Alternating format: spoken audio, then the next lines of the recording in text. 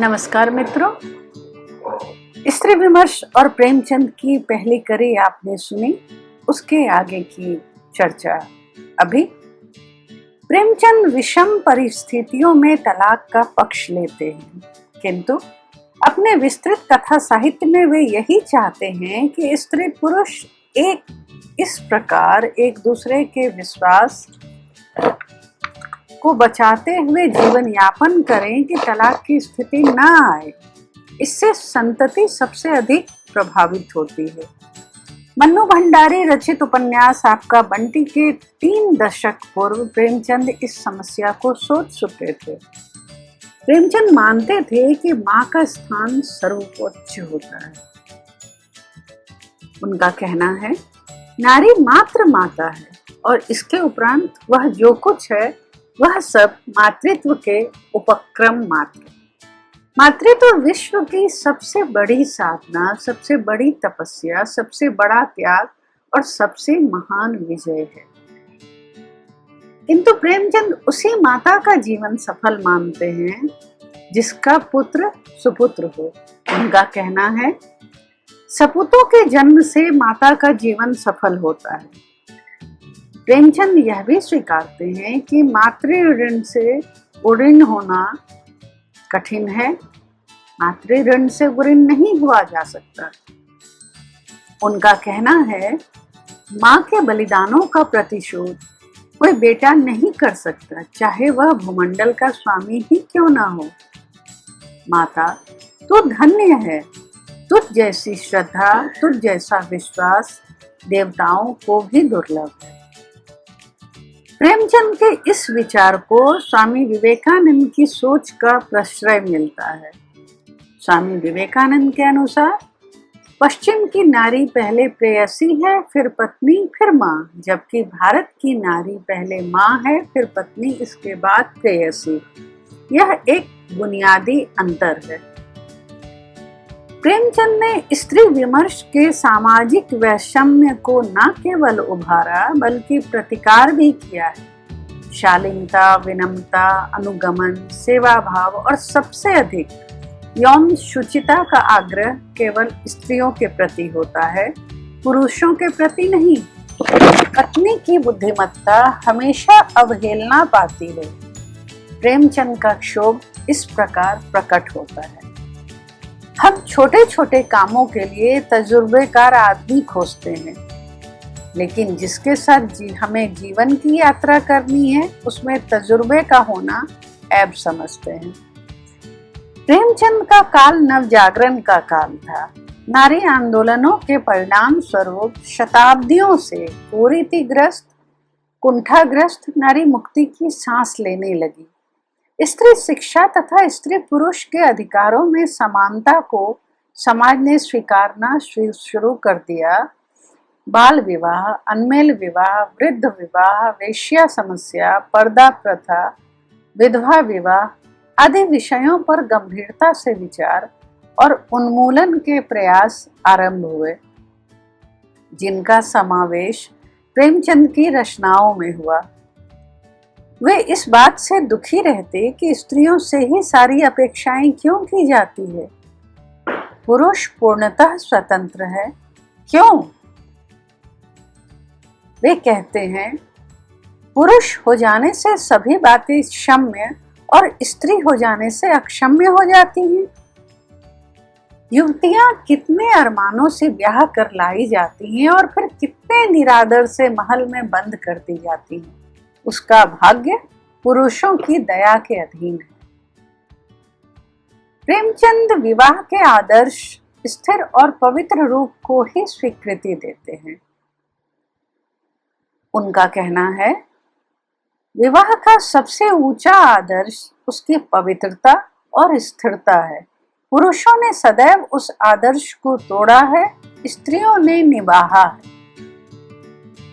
अनमेल विवाह पर आधारित उपन्यास निर्मला में प्रेमचंद ने इसकी खामियां बताई हैं। जब युवक वृद्धा के साथ प्रसन्न नहीं रह सकता तो युवती क्यों वृद्ध के साथ प्रसन्न रहने लगी। एक और उदाहरण देखें। कली प्रभात समीर के स्पर्श से खिलती है। प्रेमचंद मानते हैं कि जिन स्त्रियों में कोई व्यक्तित्व नहीं है, कोई उत्साह नहीं है, आदर्श नहीं है, उन्हें विवाह कर लेना चाहिए। लेकिन जिनमें अपने विचार हैं, अपना व्यक्तित्व है, अपनी इच्छा है, जिन्हें कीर्ति और ख्याति की लालसा है, उन्हें अविवाहित रहना चाहिए। विधवा की सामाजिक उपेक्षा और उसकी सुरक्षा को ध्यान में रखते हुए प्रेमचंद विधवा विवाह के न केवल हिमायती बने, बल्कि अपने जीवन में चरितार्थ भी किया। समाज की ओर से विधवाओं को मिलने वाली प्रताड़ना की झलक प्रेमचंद की रचनाओं में आसानी से उपलब्ध है। विधवा पर दोषारोपण करना कितना आसान है।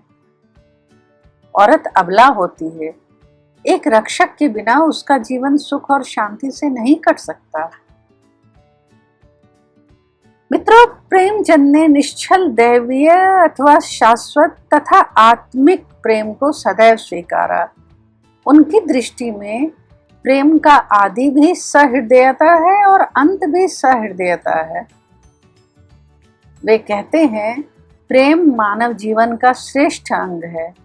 यदि ईश्वर की ईश्वरता देखने में आती है तो वह केवल प्रेम है। यह भी कि प्रेम विहीन हृदय के लिए संसार काल कोठरी है, नैराश्य और अंधकार से भरे हुए।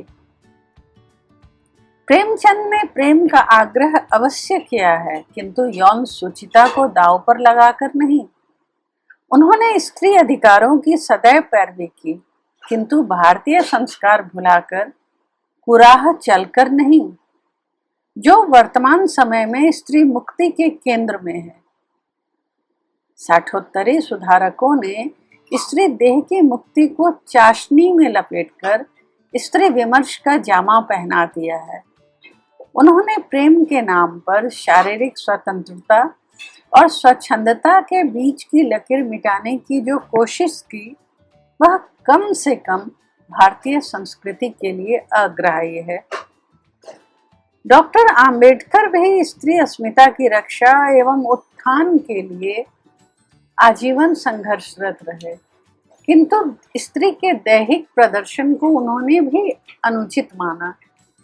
डॉक्टर आम्बेडकर ने महाड में चर्मकार समुदाय की स्त्रियों को संबोधित करते हुए कहा था, आप अपने आप को कभी अछूत मत समझो, साफ सुथरा जीवन व्यतीत करो, स्पृश्य स्त्रियों की भांति वस्त्र पहनो, इसकी कभी चिंता ना करो कि आपके वस्त्र फटे हुए हैं।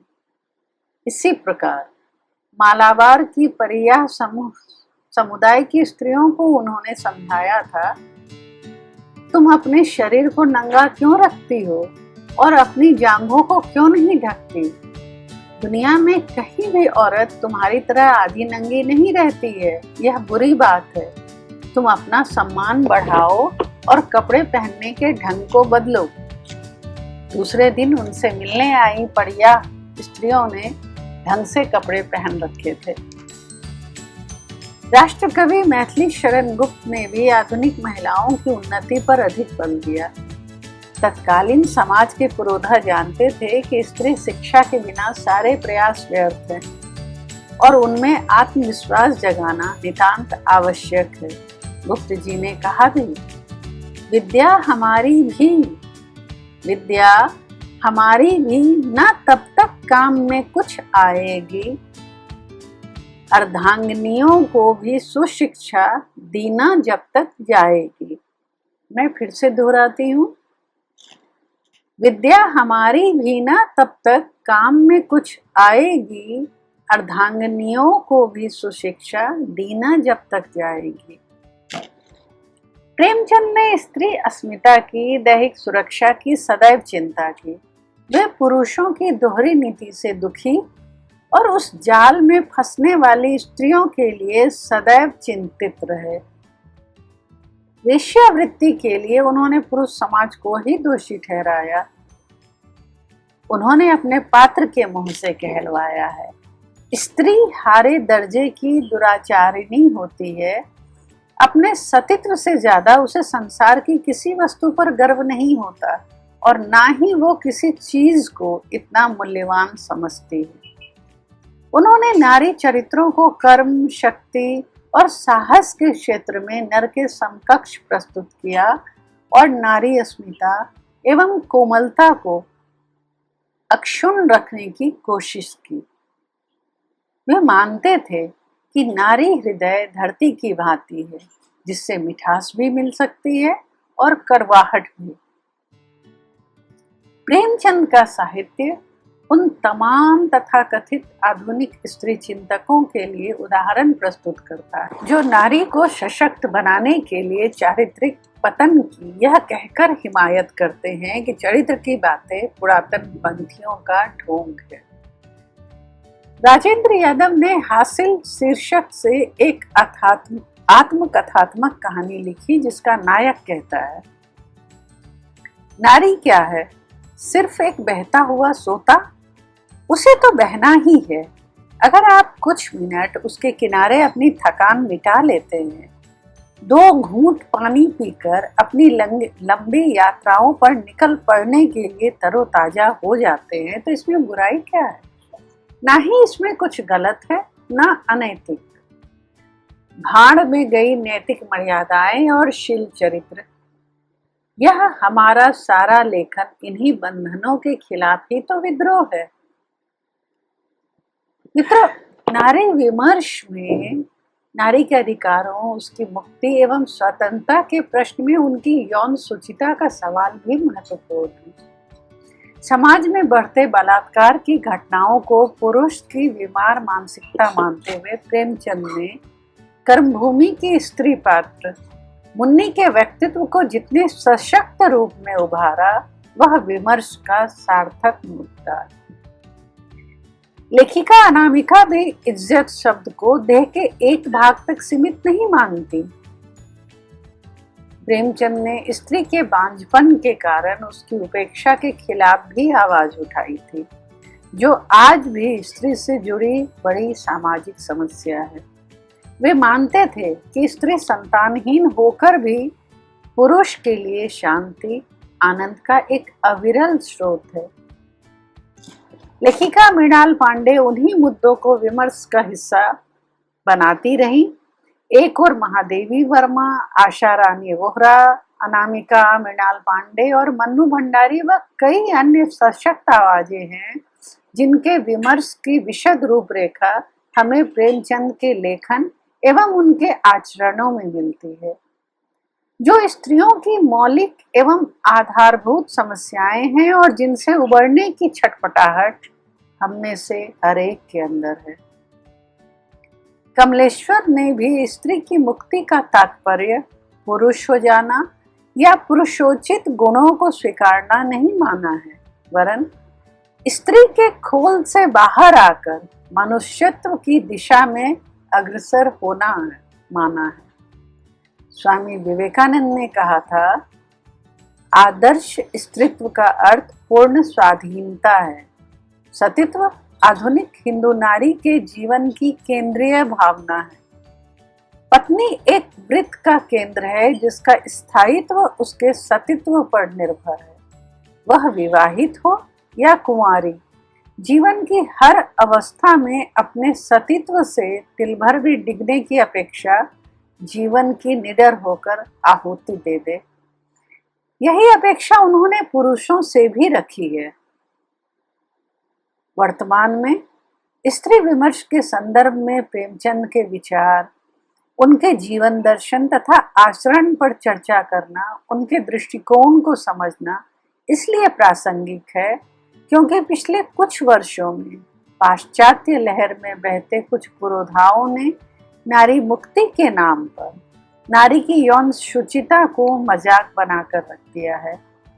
उनकी दृष्टि से देखें तो स्त्रियोचित समग्र नैसर्गिक गुण बंधन है, इसलिए मुक्ति के नाम पर घर की ईंट से ईंट बजा रहे हैं, लिव इन रिलेशन को बढ़ावा दे रहे हैं। किंतु विडंबना यह भी है कि मुक्ति का ध्वज वे अपनी पत्नी या परिवार की किसी स्त्री के लिए नहीं फहराते, और ना ही इस आंदोलन को आगे बढ़ाने वाली स्त्रियां अपने पतियों को खुली छूट देती हैं। सच तो यह है कि इस आडंबर ने स्त्री पुरुष के बीच के निष्कलुष मैत्रीपूर्ण संबंधों या उदात्त प्रेम को भी वासना के चश्मे से देखना शुरू कर दिया है, जहां प्रेम की परिणति स्थूल देह पर होती है, जहां प्रेम होता ही नहीं, जिसकी बात प्रेमचंद, प्रसाद व अन्य मनीषी करते रहे। इस आडंबर युक्त बवंडर को रोकने और सही दिशा में बढ़ाने हेतु आवश्यक है कि प्रेमचंद और उन जैसे मनस्वियों की दूरदृष्टि पर एक बार फिर मनन करें और स्त्री विमर्श को सही दिशा दें। क्या तथाकथित आधुनिक और क्रांतिकारी स्त्रियां एक बार अपनी दिशाहीन गति को रोककर आत्मचिंतन का प्रयास करना चाहेंगी? भावी पीढ़ी को विमर्श के नाम पर क्या परोसना चाहेंगी वे? जरा सोचें। मित्रों, इस आलेख में मैंने आरंभ में उपनिषद की चर्चा की थी। कुछ एक संदर्भ ग्रंथ हैं। भारतीय संस्कृति में नारी, डॉक्टर लता सिंघल की, बृहद आरण्यक उपनिषद 2, नारद स्मृति 10.30, मनुस्मृति, बृहद पराशर स्मृति, कमलेश्वर के कथा साहित्य में स्त्री विमर्श, साखी, कबीर की रामचरितमानस, विविध प्रसंग भाग 3, कमलेश्वर के कथा साहित्य में स्त्री विमर्श, प्रेमचंद साहित्य में सूक्ति सौष्ठव, डॉक्टर आम्बेडकर का स्त्री विमर्श, प्रेमचंद के तमाम साहित्य। तो आज की चर्चा अब यहीं समाप्त होती है। अगली बार मैं फिर एक नए आलेख, नए विषय के साथ आपके सम्मुख उपस्थित होंगी। तब तक के लिए शुभ विदा।